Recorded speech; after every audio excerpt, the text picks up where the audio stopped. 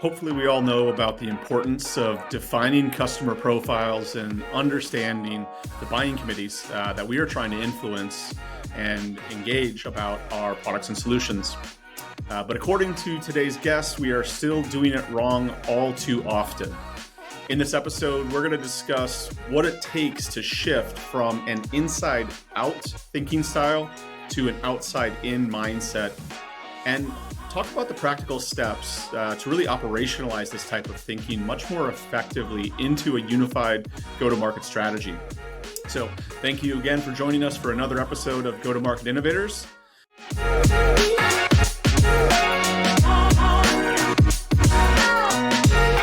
Today, we are joined by John Ellett. He is an advisor to CEOs and to CMOs on marketing, strategy, organizational design, amongst many other things.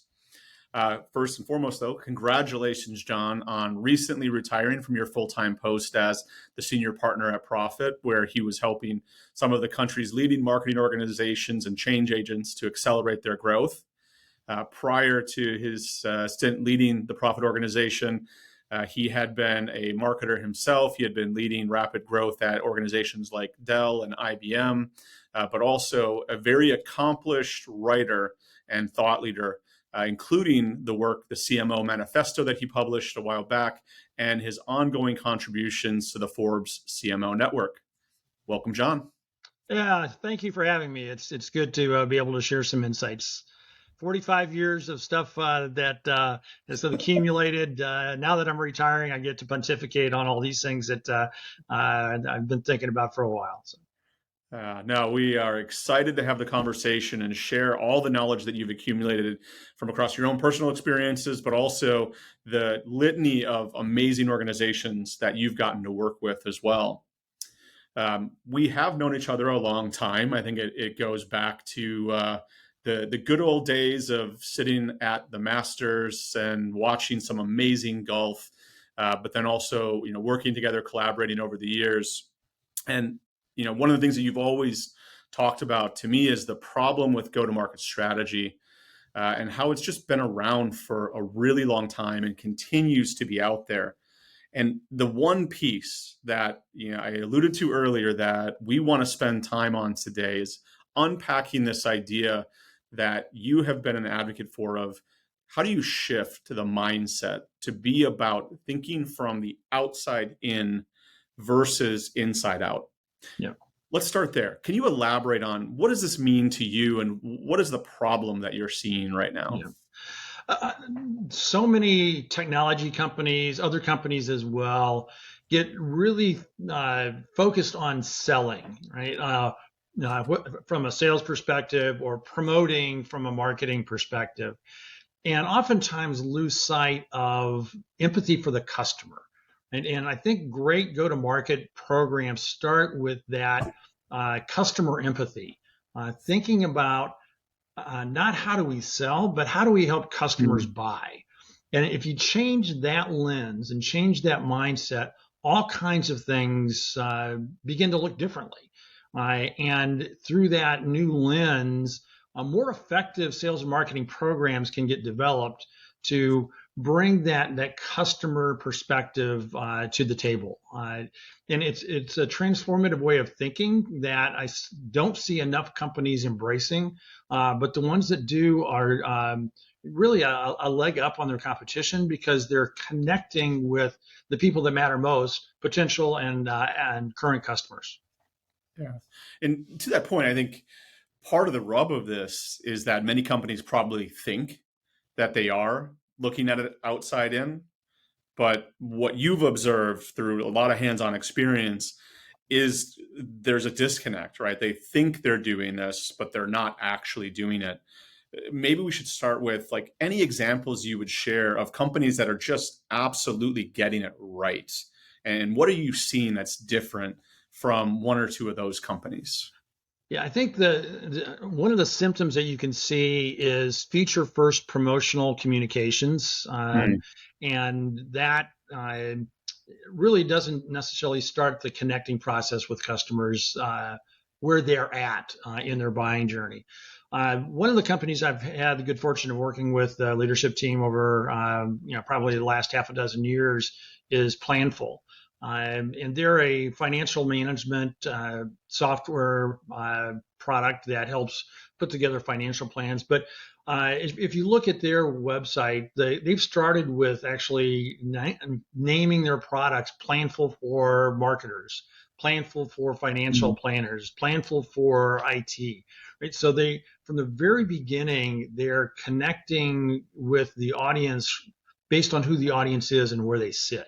And I think that's very much an orientation to putting the customer at the center of the planning process and the communication process and the selling process, and it changes a lot of the orientation. And that empathetic approach to customers then I think ends up making your sales and marketing programs a lot more efficient and more effective. Yeah. Yeah. I would agree with you on that. And so want to go farther with this and understanding how do you truly like embrace this and how do you operationalize it? Because I think that's from my vantage point, as we've talked about this over the years, that's where it kind of falls down of like one or two people think this way, act this way, but like getting a whole marketing organization, getting a whole go to market team to really think this way can be challenging.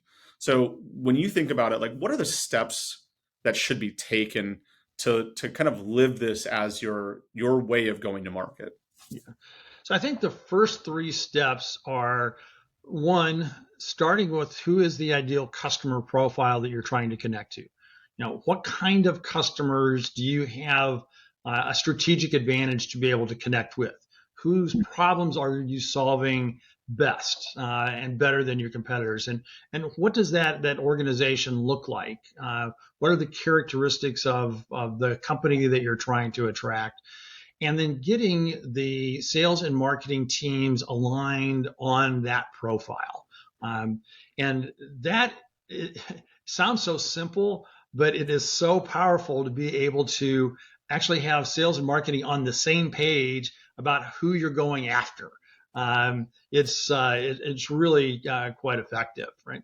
So once you know step one, who's the ideal customer profile, step two is understanding what the decision committee, the buying committee looks like. Who's on it? What are the roles that they play? If it's there's usually some kind of a functional business leader that's responsible. If it's MarTech, someone in the CMO's team, maybe the head of the digital marketing programs is evaluating the MarTech. IT is coming in because the systems have to be connected and integrated. Someone from security wants to make sure that the platform is going to be a stable and secure platform. Finance is going to get involved because somehow it has to get paid for, and what's the ROI of investing in this particular kind of a technology. Procurement is going to get involved in making sure that the logistics of the buying process are followed in a way that leads to a good conclusion. There may be representatives of the users, not necessarily the senior leaders, but the people who are going to be hands on keyboard with the product so that it actually does what it's supposed to do. So we just named half a dozen different members of a decision committee for something like a simple MarTech product.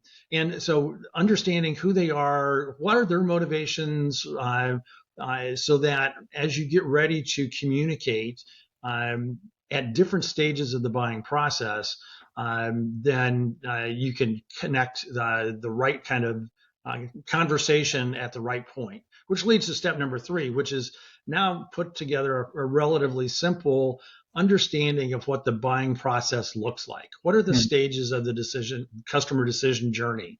From, hey, I don't know who you guys are.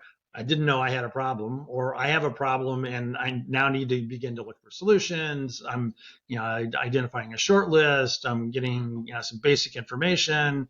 I'm eventually going to put together some comparisons of features. Then I may want a demo, and then I'm going to get down to negotiating price and a variety of different steps. Well, what are those steps?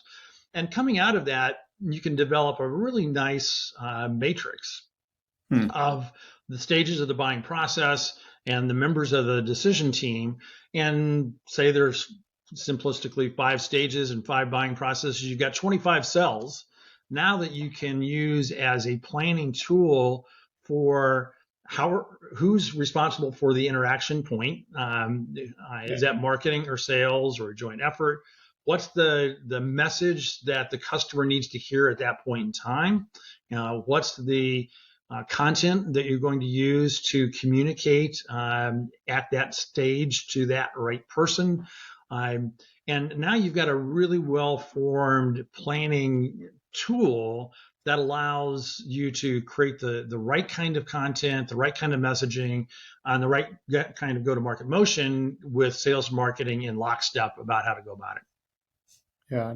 One of the things that strikes me when I think, like, one, the matrix makes sense. It's also a little daunting. So we'll get into that in a little bit. Mm-hmm. But I think the interesting part about, getting that specific, and we talked about this on one of the prior episodes of, ICPs are only good if you get really specific. It's not like, hey, we're going to go build a relationship with marketing. It's very specific personas within marketing. And you're pushing that even farther to understand very specific personas, who's around them in the buying committee, who's influencing in the buying committee, and then what are the individual motivations of each Mm-hmm. person, each role type in this, what is increasingly complex matrix, especially for an enterprise specific sales.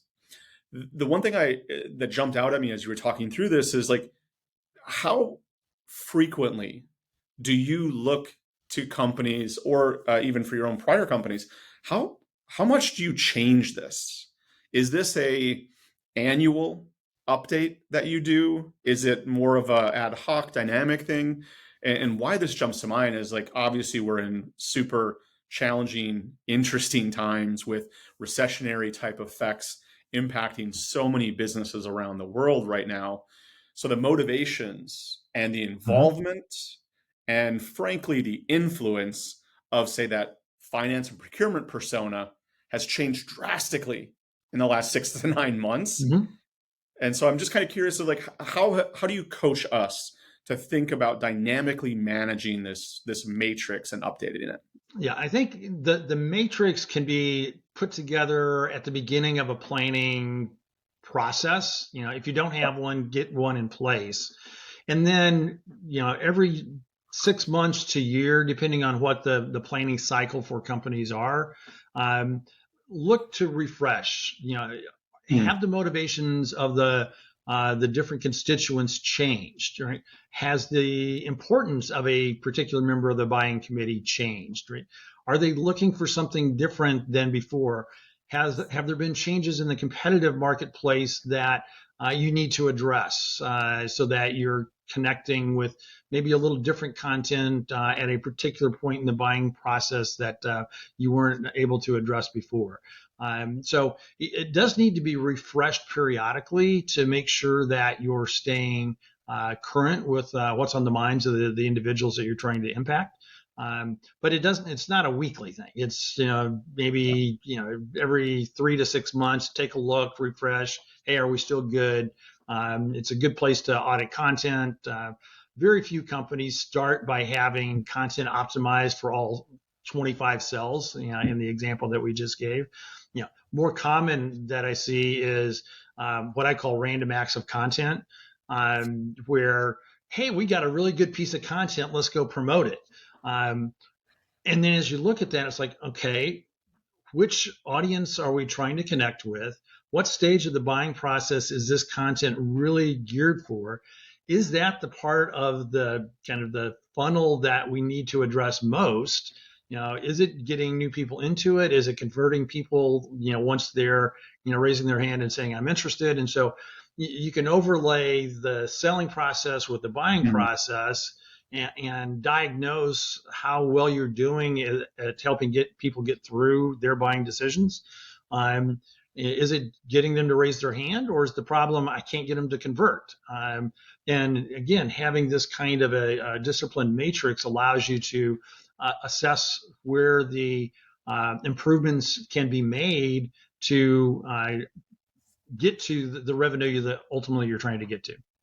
Yeah, it's what you've been touching on a lot is the some of that process needed to operationalize this concept, right? It's understand who you're trying to influence at a great level of detail and specificity. What I also heard you say is then now have an open conversation between the sales organization, the marketing organization, who both can have a role, direct customer influence, direct customer conversation, and/or digital dialogue via, content consumption and so forth.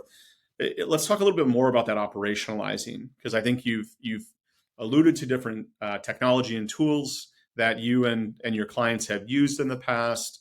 But I think that idea of like, how do you go away from the self-guided journey, which is like kind of the historic way of like you set and forget campaigns, and you're not factoring in these dynamics you're mentioning, which is where is somebody in their buying journey. If you're going to be more of the outside in, the customer first approach, you have to be able to diagnose where they are to then Mhm. provide value to them. So can you talk a little bit more about how you've thought about how you've pushed clients to move away from that self-guided journey and into more dynamic engagement with the customers once they've got all the stuff mapped out? Yeah, from a technology infrastructure perspective, I think the two major tools that are most effective and I've seen work really well are ABM platforms like Sixth Sense or Demandbase, then married with whatever the CRM platform that typically sales is using. Whether that's Salesforce or HubSpot or whatever that platform is. And by being able to connect those dots and having this kind of a framework in place so that you can understand what are the indicators of customer behavior that would Mhm. say they're at this point in the process.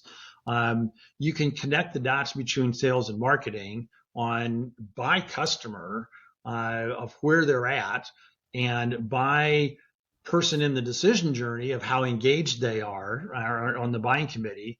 And it allows you to set up some automated response programs, alerts to sales. Hey, we just sent this from marketing because they just came to the website Mhm. to download the demo.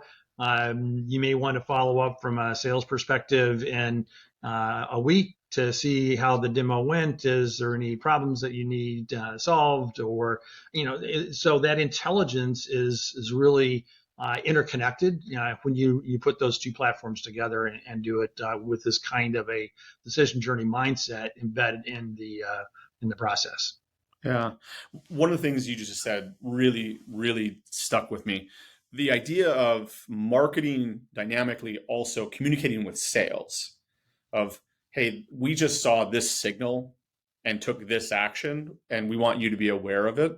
Either informational, right? So, like, they may reach out to you. So, be informed, be ready to talk to them about X topic because they're Mm-hmm. engaging and learning about it.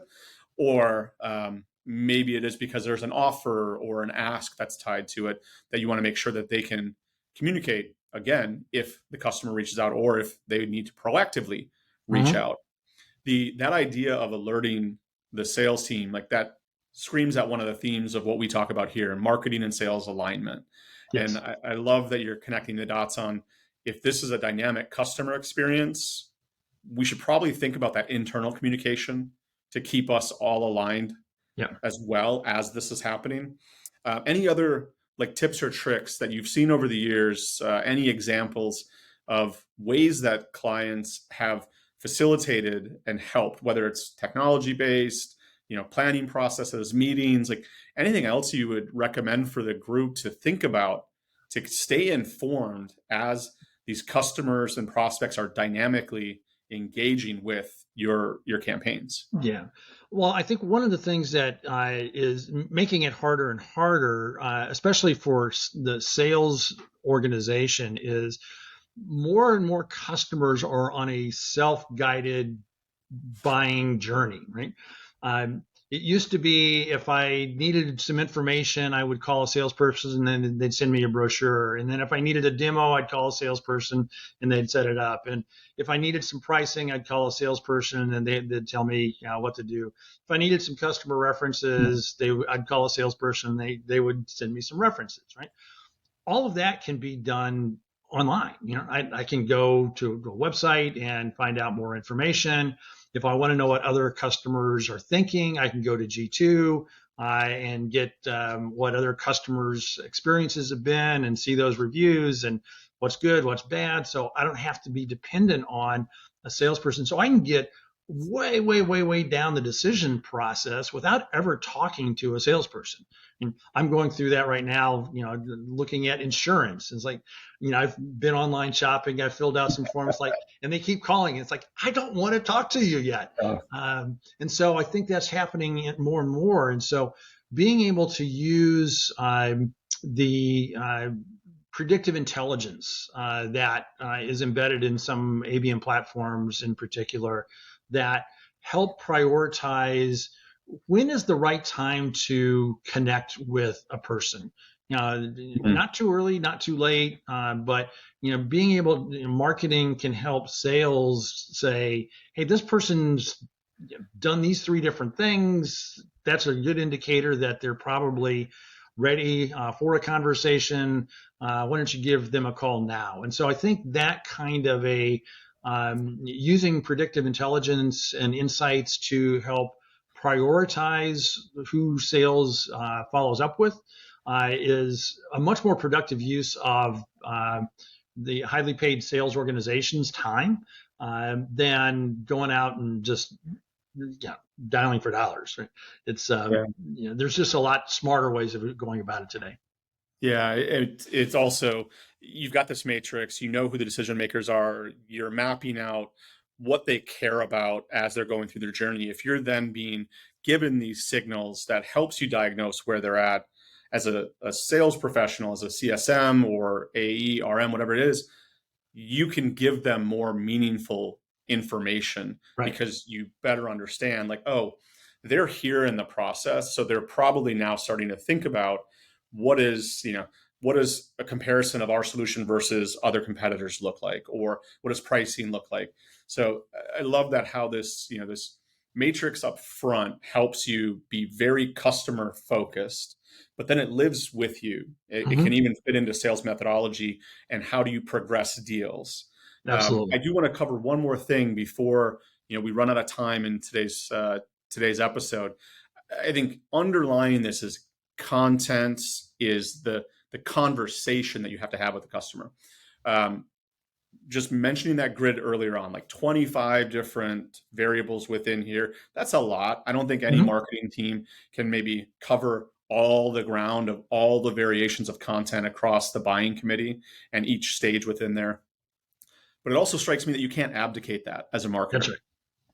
So how do you advise the CMOs and stuff that are listening in right now? How do you advise them to think about not just seeding this to sales, like, figure it out, and having dozens, if not hundreds, or maybe even thousands in a large enterprise of sellers, like, making up their own stories?